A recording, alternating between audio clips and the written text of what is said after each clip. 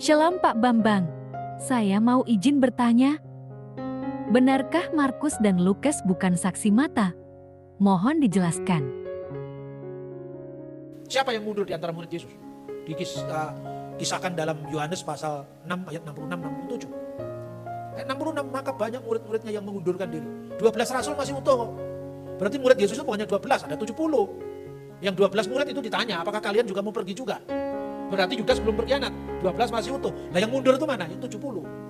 Yang 70 itu menurut sejarah gereja, antara lain Markus dan Lukas. Tapi Markus ini, kira-kira kalau dibayangkan dalam bahasa sekarang, 70 murid kan pernah diutus oleh Yesus kan. Kamu jangan menyimpang ke jalan orang Samaria, gitu, dikasih tugas itu. Lalu dua-dua, karena itu lebih junior daripada yang 12, makanya dipilih dua-dua. Kalau nanti kamu masuk ke rumah, kalau rumah itu menolak kebas karena debu di depan rumahnya dan seterusnya. Tapi ketika murid yang 70 itu balik, ini Yahudi semua ini. Jadi 70 murid juga Yahudi, 12 murid juga Yahudi. Cuma yang 12 murid itu Yahudi semua dari tanah suci. Itu yang disebut orang-orang Ibrani, Petrus, Paulus, Yohanes, anak Zebedius. Tapi yang 70 sebagian Yahudi diaspora. Misalnya Barnabas, Markus, Lukas itu Yahudi diaspora. Namanya aja kelihatan, Markus itu nama Latin. Gitu? Abad pertama anaknya dinamakan nama Latin itu pasti keren itu. Itu pasti Yahudi diaspora. Makanya ibunya kaya raya.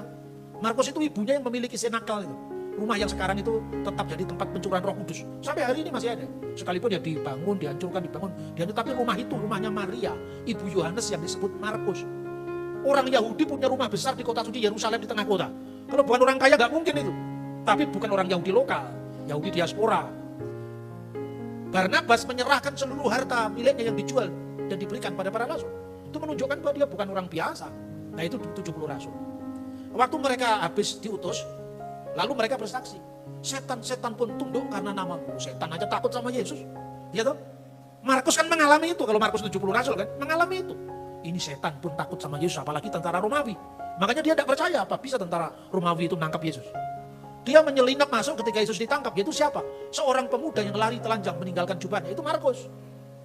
Nah, Alkitab tidak menyebutkan itu karena itu sandi untuk dirinya menulis. Akhirnya apa? Ketangkap beneran Yesus. Makanya penangkapan Yesus berakhir dengan penyalipannya kan tidak selesai sampai di situ. Yesus bangkit di antara orang mati. Ketika kemudian Yesus bangkit di antara orang mati, Markus kembali ke pelayanan di bawah bimbingan Petrus. Makanya Petrus gak ngerti bahasa Latin. Ke Roma, ke Kapadokia, ke Asia kecil pakai bahasa apa coba? Gak ada bisa bayangkan. Di Eropa wilayah barat itu kan gak bahasa Ibrani. Lalu rasul-rasul menginjil sampai di sana. Butuh penerjemah. Penerjemahnya antara lain Markus. Namanya aja nama Latin. Terpelajar. Jadi Tuhan itu menyiapkan semuanya sesuai dengan porsinya masing-masing. Markus akhirnya kembali ke pelayanan. Lukas, siapa Lukas itu? Lukas itu murid yang tidak disebutkan namanya. Tapi yang menyertai murid yang lain jalan ke Emmaus. Ada seorang murid namanya Kleopas. Cari di 12 rasul kan gak ada nama Kleopas. Berarti bukan termasuk 12 murid. Termasuk 70 murid. Satunya gak disebutkan namanya. Kenapa gak disebut namanya? Ini orang Jawa menyebut sandiasmo. Karena itu Lukas sendiri. Apa yang diharapkan? Ini kalau penolakan Yahudi terhadap Yesus. Dia jalan ke Emmaus 7 mil dari Yerusalem. Yesus muncul di tengah-tengah mereka. Ikut bercakap-cakap. Saking paniknya dia tidak sadar kalau itu Yesus. Ya kan? Apakah yang kamu percakapan sementara kamu berjalan?